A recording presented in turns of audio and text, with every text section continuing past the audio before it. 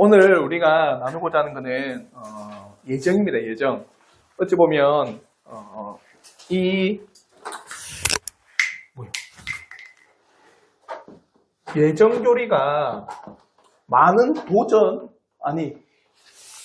신앙을 가지고 있고 또 개혁 신앙을 가지고 있는 분들한테 많은 비판의 대상입니다. 왜냐하면 저도 그 질문을 달았는데 예정교리가 왜 비판을 받을까? 그리고 개혁 신학을 하시는 분 앞에서 이 예정교리는 거부 대상입니다. 그리고 어떤 분은 이 예정교리를 가르치지 말아야 될 교리라고 여겨요. 그러면 칼빈도 이 예정교리를 다룸에 앞서서 딱 하나를 이야기한 게 뭐냐? 왜 성경이라고 하는 것, 이 성경이라고 하는 것을 읽을 때 누구는 믿고, 맞죠? 그 누구는 불신앙 가운데 나가느냐? 한마디로 성경이라고 하는 위대한 진리를 읽을 때에도 어떤 사람은 믿음으로 고백하는 사람이 있는 반면에 어떤 사람은 믿지 않고 성경은 인간의 책이라고 덮어버리는 사람이 있어요. 아무리 성경을 다 읽어도 그건 단지 인간의 책이고 우리의 탈무드와 같은 교훈서 그 이상도 그 이하도 아니게 취급하는 사람들도 있습니다. 불신앙 가운데. 왜 이런 일이 발생하느냐? 하나님의 놀라우신 이 성경에 통해서 은혜를 베풀지 않으면 어떠한 사람도 하나님 앞에 믿음으로써 이 성경을 고백할 수가 없다라는 거예요. 마찬가지로 칼빈은 이렇게 성경에 대한 이야기를 한 이유는 뭐냐? 그러므로 이 성경에서 말하는 바가 이 예정인데 이 예정이 과연 사람들이 믿어지느냐? 마찬가지죠. 보세요. 성경에 대해서 이 성경에 대해서 읽고 그리고 배우더라도 그 성경에 대해서 믿어지고 믿어지지 않는 건 하나님의 전적인 은혜의 역사의 놀라운 사실이잖아요. 다르게 예정이라고 하는 이 교리도 그것이 믿어지고 믿어지지 않는 일들이 발생할 수가 있다라는 거예요. 그래서 칼빈은 이 예정 교리를 다룸에 가장 크게는 이렇게 이야기합니다. 예정은 성경을 기준으로 그리고 호기심이 아닌 호기심이 바탕이 돼서는 안 됩니다. 전적인 하나님의 은혜가 아니고서는 믿어지지 않는다라고 이야기를 해요. 이해가 되시죠? 그러니까 성경을 읽어도 믿어지지 않는 현실은 우리의 죄성입니다. 맞죠? 마찬가지로 예정을 통해서도 우리가 그걸 거부하고 나는 이걸 받아들이지 않겠다. 성경에 기록되어 있지만 그것조차도 우리의 죄성입니다. 그러면 이런 개혁신학자들 가운데서 예정을 거부하는 사람이 있어요. 매우 비난하는 사람이 있습니다. 여러분도 잘 아시는 분이에요. 리차드 백스터. 참목자상 지은 리차드 백스터는 예정교리를 사탄의 교리라고 합니다. 자, 그러면 한번 봅시다. 이 예정이라고 하는 거는 이거잖아요. 하나님의 선택과 유기, 맞죠? 이 선택과 유기라고 하는 이 교리에서 리차드 백스터는 뭐가 없다? 유기가 없다라는 거예요. 모든 사람은 하나님은 사랑인데 어떻게 유기가 있느냐? 그래서 모든 사람이 어디에 이르기를 바라시는다? 구원에 이르기를 바라신다. 그래서 어떻게 어떤 방법을 할지 다도 본인은 이해 못하지만 그러니까 모든 사람은 다 예정이 아니라 그 선택 가운데 구원에 이르도록 하신 게 하나님이시다. 그러니까 유기라는 거는 있을 수가 없다라는 거예요. 그러면은 뭐가 없을까요? 지옥이 없어요. 네. 성경은 분명히 말합니다. 우리가 믿고 있는 바 뭡니까? 우리가 성경을 통해서 믿고 있는 바는 분명히 하나님께서 하신 천국, 쉽게 말해서 지옥, 이게 믿어집니다. 맞잖아요. 성경은 분명히 하나님 나라에 대한 존재 그리고 음부에 대한 존재를 분명히 이야기하고 있습니다. 하나님의 주권의 영역이 있고 맞죠?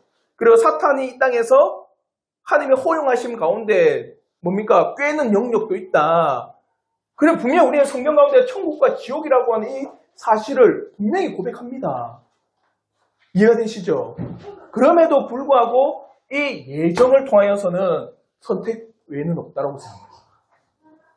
그러니까 이런 믿음조차도 우리가 그렇게 기도했던 것처럼 우리의 이성에 반한다고 해도 우리의 이성에 그럴 수 있냐라고 하는 그런 반문이 뜬다 해도 어디에 기록되어 있기 때문에 성경에 기록되어 있기 때문에 우리는 아멘으로 화답할 수밖에 없습니다. 이게 우리의 신앙의 가장 근본이에요. 이해가 되시죠? 그러니까 이 성경이라고 하는 기준을 통해서 우리는 예정교리를 3주에 걸쳐서 칼빈은 이걸 3번에 걸쳐 이야기합니다. 그만큼 중요하다고 했죠. 그래서 이 성경을 기준으로 여러분이 꼭 예정이라는 것을 바라보셔야 돼요. 그러니까 여러분이 가지지 말아야 되는 건 호기심입니다. 어떤 호기심일까요? 어떤 호기심일까요? 이건 가지면 안 됩니다. 예를 들어서 저 사람 선택했을까? 저 사람 버렸을까? 저 사람 버리신 것 같아. 선택하지. 이런 누가 선택되었고 누가 유기된지를 우리가 호기심으로 바라봐서는 안 됩니다. 모든 구원은 누구 앞에 달려 있습니까? 하나님 앞에 달린 겁니다. 하나님의 주권의 영역이에요. 우리가 어떤 사람은 저 사람은 유기된 자야 할 수가 없어요. 저 사람은 선택된 자야 그럴 수가 없습니다. 그래서 여러분 들어보면 황금사슬이라는 책이 있거든요. 황금사슬뿐만 아니라 또 매튜미든가 하여튼 선택과 유기에 대한 길이 있어요. 그러니까 한마디로 선택과 유기에 대한 그 길 가운데 이 중요한 이야기란데 뿡은 누구냐? 이 중요한 이야기란데 자, 선택과 유기 가운데 이렇게도 이야기합니다. 선택을 쭉 왔다가도 이 사람이 보니까 선택받은 백성 같아요. 그런데도 그 인생의 마지막이 어디로? 유기로 가는 사람들도 있는 반면에 저 사람 저 짓하고 저런 나쁜 자인데 이 사람 유기된 백성이야 했는데 이 사람이 어디로? 선택된 백성으로 여겨지고 구원을 입는 경우도 있다라는 거예요. 이 황금사슬 안에는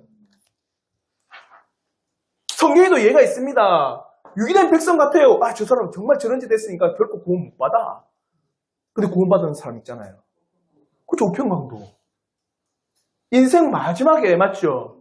하나님의 택하심 안에 있었다라는 거예요. 그러니까 우리는 선택과 유기를 배움에 있어서 결코 타인에 대해서 정죄할 수가 없습니다. 아시겠죠? 그건 우리에게 주어진 선택과 유기를 배움에 주어진 은혜가 아니에요. 선택과 유기를 통해서 배워나갈 그 유익은 내가 저 사람을 정죄하기 위한 유익이 절대 아닙니다. 그걸 꼭 기억하셔야 돼요. 아시겠죠? 그럼에 있어서 한번 보십시오. 구원이 하나님의 선택의 필수인 이유. 왜 선택이 있어야 되느냐? 왜 있어야 될까요? 왜 구원인데 하나님의 선택이 없으면 구원에 이르지 못할까요? 자, 구원이라고 하는 이 측면에서 반드시 있어야 되는 게 하나님의 선택이 있어야 된다. 이거잖아요. 왜 그럴까요? 이거예요. 자, 구원이라고 하는 거는 우리가 죄로부터 건짐을 받는다. 그리고 죄 용서다. 맞죠? 그래서 내가 하나님의 나라의 백성이다. 이게 구원받았다는 거예요. 내 죄가 다 사해졌습니다. 나는 더 이상 죄의 심판이 없습니다. 나는 이제 정죄에 거하지 않습니다. 예수 그리스도로 말미암아 나는 어디에? 구원의 은혜에 들어가. 내가 이제 건짐을 받아. 이게 구원이잖아요. 근데 이 구원에 과연 죄인 스스로가 가능하냐 이거예요. 성경은 이 구원에 대해서 죄인 스스로가 가능하지 않다라고 끊임없이 이야기하고 있습니다. 한마디로 성경에서는 이 죄인이라고 하는 이 모든 인류는 죄인이다. 맞죠? 죄인이기 때문에 그는 죽었다. 이겁니다. 죽었기 때문에 그들 스스로는 구원에 이를 스스로 구원 불가능이다. 그러니까 아무리 내가 스스로 구원을 이루고 싶어도 이룰 수가 없는 게 인간이에요. 그러면 우리 스스로 이룰 수 없다면 어떻게 됩니까? 어떻게 돼요? 나는 죽었고 어떤 것도 선택할 수 있는 바른 걸 선택할 수 없는 게 우리 존재입니다. 아시겠죠? 한마디로 우리는 이 상태에 있는데 누군가가 나를 이겨서 끄집어 올리지 않으면 우리는 할 수가 없다는 거예요. 그래서 성경은 그걸 끊임없이 이야기합니다. 모든 인류는 다 죄인이다. 죄인이기 때문에 그들은 바른 선택을 할 수가 없다. 할 수 없을 뿐만 아니라 그런 능력조차도 나 왜? 죽었기 때문에 죄로. 그러니까 누군가가 그 죄에 죽은 우리를 끄집어 올리지 않으면 우리는 구원에 이를 수가 없다. 그러면 그 누군가가 끄집어 올려야 된다는 거예요. 그게 선택이라는 거예요. 그러니까 왜 우리 인생의 구원에 하나님의 선택이 필수이냐? 우리 스스로 구원에 이를 수 없기 때문입니다. 그게 성경이 우리에게 끊임없이 말하고 있어요. 아시겠죠?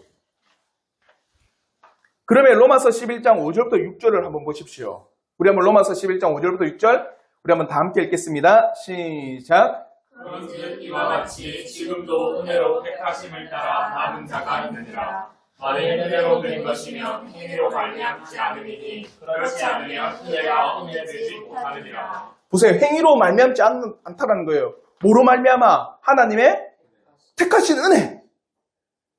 그러니까 칼빈도 이 예정교회의 유익을 그거로 보고 있습니다.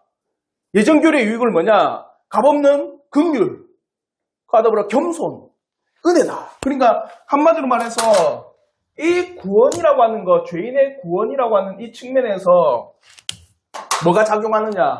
하나님의 선택이 작용한다. 이건 반드시 있어야 된다. 맞죠? 그럼 이것을 통해서 우리가 보는 이 유익은 선택받은 사람이 자신의 공로를 보니까 선택받을 공로가 없잖아요. 나에게 뭔가 그런 공로가 있으면 나를 자랑하죠. 근데 그런 공로 없이 값없는 은혜를 하잖아요. 맞죠? 하나님의 그 놀라우신 긍휼로 말미암아 우리를 그 은혜에 들어가게 하셨다. 그러니까 우리를 어떻게 합니까? 겸손케 됩니다. 이게 유익이에요. 그러니까 예정교를 알면 알수록 그 사람은 겸손해질 수밖에 없어요. 왜냐? 나를 택하여 부르시고 하나님의 구원의 길로 인도하신 것은 전적인 누구? 하나님의 긍휼의 은혜였다. 그러니까 그 하나님의 놀라운 그 긍휼과 그 은혜와 그 사랑을 찬송할 수밖에 없는 겁니다. 아시겠죠? 그러니까 이 놀라운 유익, 한마디로 하나님의 놀라운 긍휼과 은혜와 그 놀라운 사실에 대한 찬송과 겸손과 그 은혜가 아니고서 나는 구원받을 수 없다는 사실을 끊임없이 한다면 그분만 높일 수밖에 없어요. 인간이 뭔가를 드러낸다거나 인간이 뭔가를 자랑한다거나 인간이 뭔가 나타낸 그 자체가 안 된다는 겁니다. 왜냐? 그 선택은 오직 전적인 하나님의 주권과 은혜 안에 있기 때문입니다. 아시겠죠? 그러니까 실제로 그 예정 교리를 믿는 사람, 정말 그걸 확고부동하게 붙들고 있는 사람, 성경 안에서 실제로 고백하는 사람들은 겸손합니다. 내가 이렇게 택함 받은 거는 내 안에 그런 택함을 받을 만한 조건이 전혀 없었구나. 로마서 11장 5절의 말씀처럼 하나님의 택하심은 그의 놀라우신 은혜의 긍휼이었다. 이 사실을 고백할 수밖에 없다는 거죠. 그럼에 있어서 예정교리의 잘못된 논의의 자세를 보십시오. 호기심을 가지지 마라. 무슨 호기심인지 알겠죠? 하나님의 주권의 영역을 뛰어넘는 이 호기심 여러분 가지면 안 됩니다. 저 사람은 선택받은 백성, 이 사람은 유기받은 백성, 절대 그렇게 하시면 안 됩니다. 그리고 왜 하나님은 다 구원하시지? 누구는 유기하시고 누구는 선택하시고 하나님은 불합리한 이것도 아니에요. 그런 수많은 호기심을 가져서는 우리는 이 예정교리를 파헤치지 못합니다. 그러면 예정교리를 통해서 하나님이 원하시는 건 뭐냐? 우리 속에 뭘 가져라? 경이로움과 놀라움을 가져라. 보세요. 예정교리를 통해서 하나님이 바라시는 건 이렇게 겸손한 우리를 통해서는 하나님 앞에 누굴 경이롭게 여겨라? 하나님을 경이롭게 여겨라. 그를 경외하라는 겁니다. 아시겠죠? 한마디로 예정교리를 통해서 하나님께서는 우리에게 하나님을 높여야 되는 것, 하나님을 놀랍게 여겨야 되는 것, 하나님의 그 은혜를 가득 채우는 것, 그게 우리에게 있어야 될 신앙의 자세입니다. 그래서 여러분이 이 예정교리를 배움에 있어서 이 선택의 유기에 배우면서 호기심 버리십시오. 그와 더불어 하나님에 대한 경이로움, 경외와 놀라움과 그 은혜의 깊이를 찬양하십시오. 그게 하나님이 우리에게 가르쳐주는 예정교리의 은혜입니다. 아시겠죠? 그러면 예정교리를 탐구하는 자세를 보십시오. 핵심을 딱 이야기합니다. 칼빈은. 뭘 가지고 예정교리를 탐구하라? 말씀. 말씀을 가지고 예정교리를 바라봐라. 그러면 우리가 이 예정교리를 볼 때 가장 큰 핵심은 말씀이다. 말씀에서 우리에게 예정교리를 어떻게 이야기하고 있느냐. 그리고 이 말씀에서 떠난 것은 두 가지를 이야기합니다. 그 사람은 황녀를 걷는 것 같다. 그 사람은 어둠을 걷는 것 같다. 이렇게 이야기해요. 한마디로 예정교리를 알고 싶어서 말씀을 안 보고 자기의 호기심과 자기의 생각과 자기의 이성으로 이 예정교리를 깊게 있게 파다보면 그 사람은 어디로 빠져 있는 거예요? 황야와 어둠을 걷는 것과 매 마찬가지로 찾지를 못한다라는 거예요. 그러니까 이 예정교리를 봄에 있어서도 늘 하나님의 이 말씀의 중심을 가지고 그 말씀의 빛과 조명을 받아서 뭘 보라는 겁니까? 예정, 하나님의 이 예정을 바라봐야 된다는 거예요. 그럼에 있어서 예정교리를 침묵하는 것은 부당하다. 그러면 예정교리를 침묵하는 부당하다는 이 내용, 우리 2페이지에 위에 있는 내용인데 우리 한번 좀 길지만 다 함께 한번 읽도록 하겠습니다. 시작.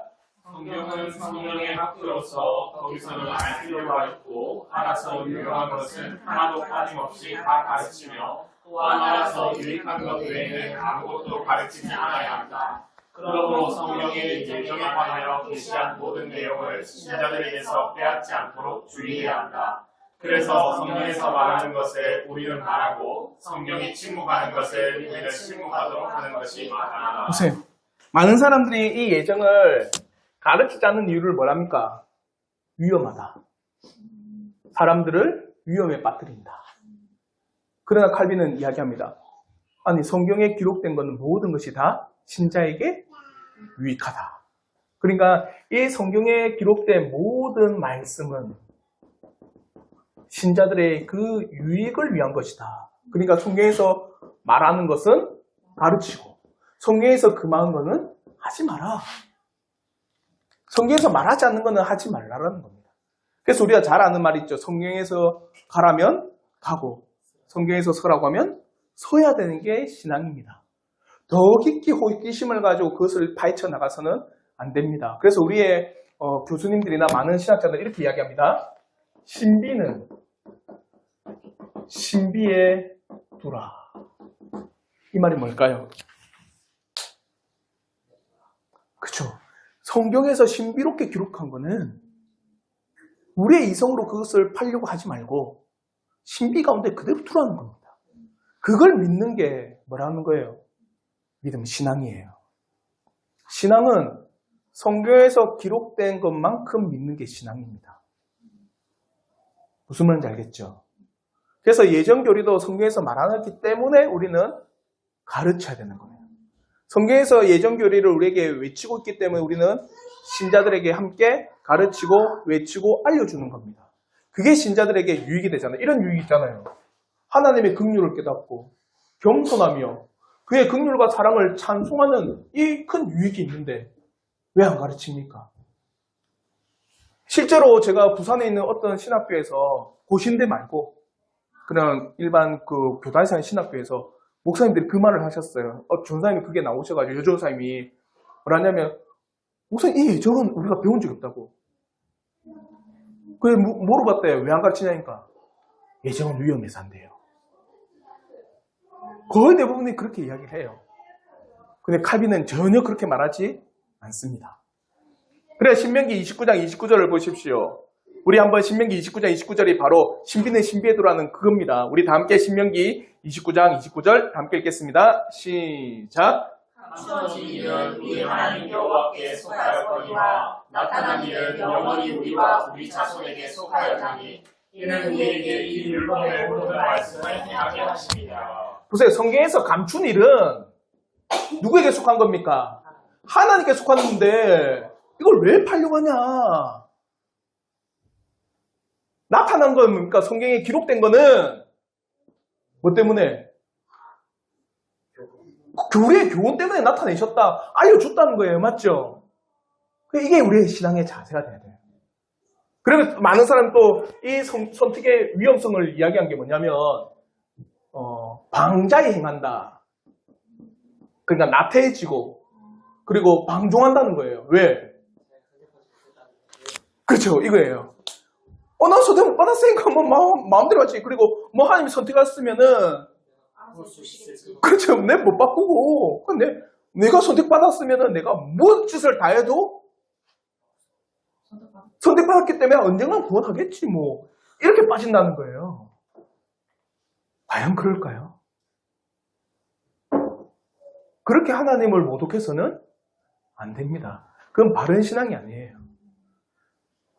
그래서 제가 이거 저도 심하게 토론한 적도 있었거든요. 도르트 신조에서 분명히 이야기합니다. 성도의 견인을 이야기해요. 이 예정교리는 그 견인에 확고한 겁니다. 하나님의 택하심은 결코 변하지 않는다. 그래서 그 죄인이 구원에 이르기까지 하기 위해서 끊임없이 그 성도를 어떻게 해요? 견디도록 하시고 인내케 하시고 견디고 인내케 끊임없이 하시거든요. 그래서 성도들이 굳건히 서게 하신다. 근데 진짜로 수많은 개혁을 외치시는 개혁 신학을 하셨던 분들 가운데서도 반대하는 사람 많습니다. 견인은 없다. 실제 제가 그래서 페이스북에 글도 적은 적도 있었습니다. 글 주부에다 실어놓고 한 번 구원은 영원한 구원이 아니다. 구원에서 떨어질 수 있다라고 주부에 실어요. 그런 시대라는 거죠. 왜? 한 번 구원은 영원한 구원하니까 뭐라고 하는 겁니까? 지 마음대로 살아간다는 거예요. 이 교리를 배울 때 이제 성도들의 성숙함이 좀 필요하다고 볼 수 있지 않을까? 그럴 수도 있어요. 그러니까 이 교리를 가르치면 예정 교리를 가르칠 때 초신자 그리고 성숙한 신자, 성숙한 신앙은 그래 하나님의 뜻 안에 있겠지. 근데 초신자에게는 반감이 생길 수도 있고 그리고 좀 전에 말했듯이 나 그럼 선택받았으니까 나 이제 끝났네라고 할 수도 있고 그럼 방종과 방탕에 빠질 수 있는 그래서 신앙의 성숙에 있어야 된다. 그리고 더 중요한 게 있습니다. 그 예정교리를 누가 성령께서 믿게 해주실 때 저는 그 사람은 방종하지 않는다고 합니다. 방탕하지 않아요. 구원받은 백성은 결코 방종과 방탕이 흐르지 않습니다. 그럴 수가 없어요. 그러면 예정교리에 대한 해설을 한번 보십시오. 예지예정 아니냐. 많이 들어보셨죠? 예지예정. 예지예정이 뭡니까? 그래, 예정 믿겠다. 근데 단서가 딱 있어요. 어떤 단서? 예지라고 하는 단서가 딱 있습니다. 한마디로 예정에 대해서 내가 믿는다. 믿는데 근데 다르게 예지, 예정이다. 이렇게 이야기해요. 예지가 뭡니까? 그렇죠. 미리 아는 것. 뭘 할까요? 저 사람이 나중에 정말 예수 믿는 거 내가 알고 있었어. 그래서 선택한 거야. 이거예요. 그러니까 예지, 예정은 뭐냐? 예지, 예정은 그 사람이 어떻게 살 것인지를 하나님이 알기에 선택하셨다. 이게 가장 큰 취약점은 뭘까요? 결코 예지, 예정이 될 수 없는 이유.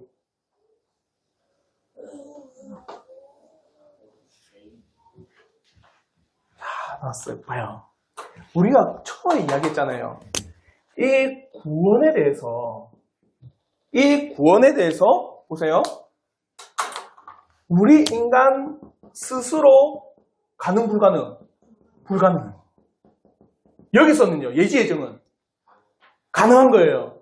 그 사람이 어떻게 살 것인지 알기에 내가 선택했다면 선택에 앞서서 그 사람의 행위가 나온 거예요. 그 사람의 행위가 그렇게 있기 때문에 하나님께서 선택하셨다. 그러면 스스로 구원의 불가능을 말하는 성경은 가짜가 되어버리는 겁니다. 이거는 일치가 되질 않아요. 무슨 말인지 알겠죠? 성경은 끊임없이 우리의 구원의 불가능성, 우리의 구원을 이룰 수 없는 그런 전적인 타락한 죄인, 그러기 때문에 하나님의 선택은 반드시 있어야 된다? 그런데 예지의 정은 뭐냐? 그 사람이 지금은 하나님을 믿지 않지만 나중에 뭐 할 걸 알고 예수를 믿을 걸 알고 택하셨다라는 거예요. 그러니까 선택을 하기 앞서서 알고 계셨다는 그 사람의 행위가 딱 들어가 버립니다. 결코 이룰 수가 없다는 거죠. 그래서 칼빈은 예지 인정할까요? 안 할까요? 합니다. 예지 인정, 하나님은 전능하시고 시간에 초월자 계신데 다 알고 계신 거 알아요. 맞아요. 예정 인정할까요? 칼빈? 합니다. 그런데 중요한 게 있어요. 여기에 종속시키질 않아요. 무슨 말인지 알겠죠? 구원에 종속시키질 않습니다. 예지의 정은 하나님의 놀라우신 성품, 하나님의 놀라우신 속성인 예지, 전지하사다잖아요. 맞죠? 그건 인정. 근데 그걸 가지고 우리의 구원에 선택에 포함시키지를, 종속시키지를 않는다. 그래서는 안 된다. 예정도 인정입니다. 그러니까 이 예지의 정은 결코 우리가 믿음으로 고백할 수 있는 내용이 아닙니다. 그래서 예정의 성경의 예를 보십시오. 예정의 성경에 아브라함의 모든 자손들을 통해서 예를 보여주십니다. 보세요. 아브라함을 통한 모든 민족의 아브라함, 그걸 통해서 어떤 민족이 나옵니까? 이스라엘. 모든 민족 중에 이스라엘 그냥 택하신 거예요. 그래서 성경이 이야기합니다. 너희가 잘나서도, 너희가 그에 대한 능력이 있어서도, 너희가 위대한 민족에서 선택한 게 아니다. 오직 나의 전적인 은혜다. 그걸 이야기를 해요.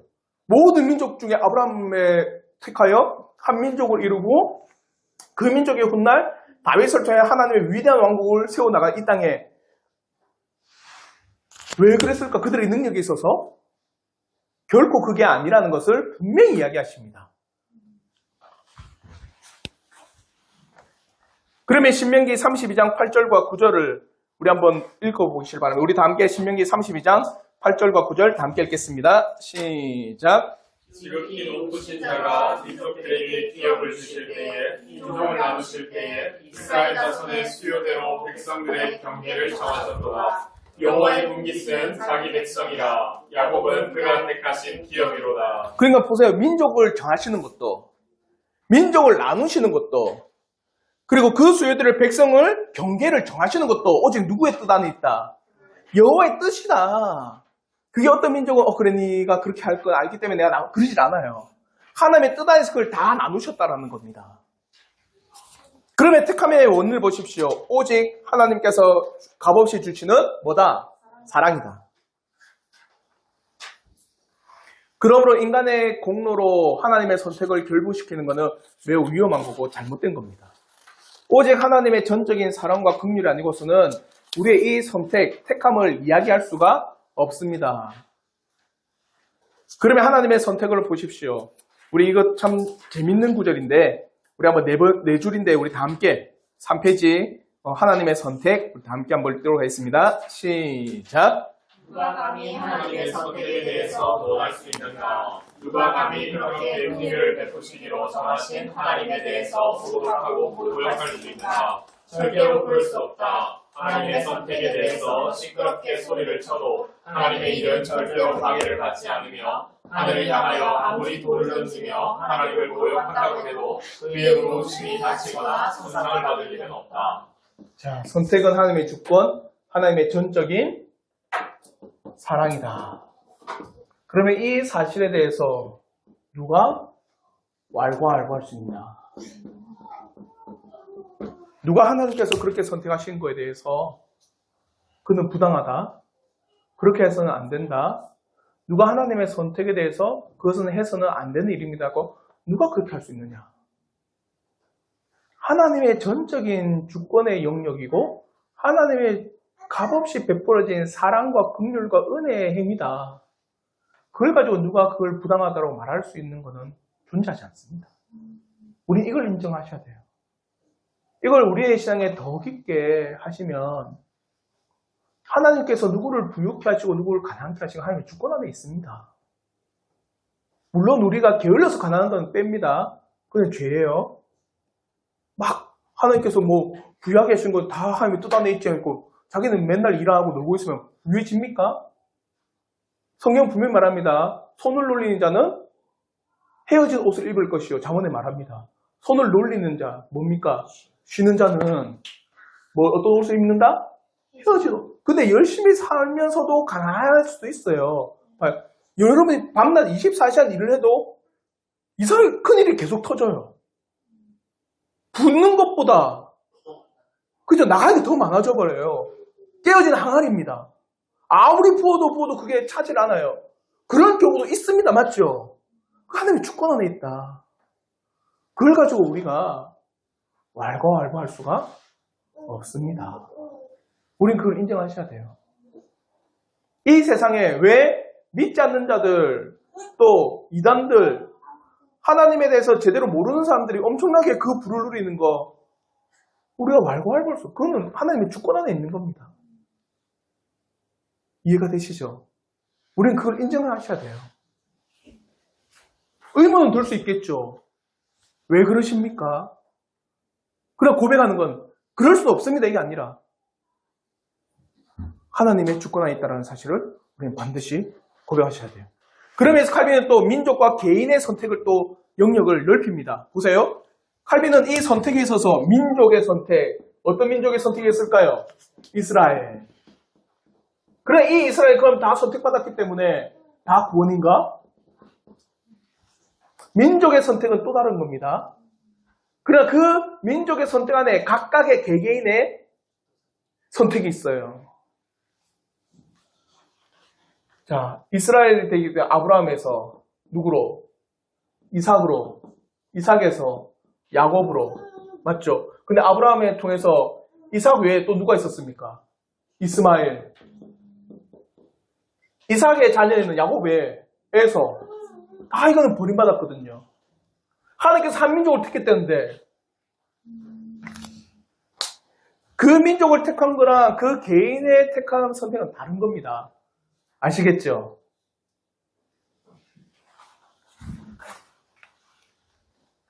그러면 시편 78편 6절, 67절부터 68절 한번 보십시오. 우리 한번 다 함께 시편 78편 67절, 68절 다 함께 읽겠습니다. 시작. 또 요셉의 장막을 버리시며 에브라임 지파를 택하지 아니하시고 오직 유다 지파와 그가 사랑하시는 시온 산을 택하시며. 보세요. 요셉의 장막을 어떻게 하셨다? 버리셨다. 에브라임 지파를 택하지 않았다. 누굴 택했다? 유다 지파를 택했다. 이걸 우리가 뭐라 할 수 있을까? 그러면 선택에 대한 감사는 필수이다. 그 선택에 대한 감사는 반드시 나와야 된다. 보세요. 왜 감사가 나와야 되냐? 이 민족을 택한 것도 감사할 뿐만 아니라 그 가운데서 또 누굴? 개인, 각각의 그 개인, 나 자신. 그걸 택했다는 자체에 우리는 늘 뭐 해야 된다는 거예요? 감사해야 된다는 겁니다. 다르게 우리가 이 대한민국이라는 이 한민족이라는 그 민족에 우리를 보내셨고 그 가운데 또 우리에게 어떻게 한 겁니까? 하나님의 놀라운 주권 안에 우리를 택하여 부르셨다면 우리는 감사하셔야 돼요. 어떤 분은 뭐 모태신앙이 있는 반면에 저와 같이 철저한 불교 집안에서 어떻게 이걸 이해할까요? 감사할 수밖에 없습니다. 그리고 더 감사한 거는 자, 우리 믿음의 자녀들 여러분의 가정을 믿음의 자녀를 잉태하고 낳고 지금 기르고 있다는 거. 그러면 요한이가 만약에 이슬람권에 태어났다. 그럼 저희는 요한이가 아니겠죠. 하사드, 무함마드, 압둘라 이런 이름 되겠지. 그래 요한아. 보세요. 우리가 이렇게 요한이가 제 가정으로 하나님께서 이걸 어떻게 말할 건데요? 예보미가 아니면 우리 두 딸이 우리 가정이 아니라 다른 그걸 누가 뭐라 할 건데요? 이거는 있을 수 없는 일이에요. 한 민족 안에서 또 각각의 개인의 선택. 그걸 생각하면 생각할수록 우리는 뭐 할 수밖에 없다는 겁니까? 감사할 수밖에 없어요. 그러면 선택에 대한 요약을 딱 칼빈은 이제 정리를 합니다. 택함 받은 자는 하나님의 값없이 주신 긍휼이다. 정죄 안에 있는 자는 공의다. 하나님의. 그 하나님의 공의롭고 하나님의 정의로운 것을 누가 감히 비난하고 또 불가해한 그의 판단에 대해서 누가 뭡니까? 하나님의 그 주권을 판단하면서 그에 대해서 근거를 막을 수는 없다라는 겁니다. 그러면 칼빈은요, 이 선택받은 자와 유기된 자의 그 표주와 증거를 딱 이야기를 해요. 그 기독교 강요안에서. 맨 밑에 표 있죠? 선택받은 자의 표지. 칭의로서 인쳐져서 예수 그리스도의 이름과 하나님에 대한 것과 구원에 관한 것들을 알게 하시고 성령의 거룩하게 하심을 접하도록 하셨다.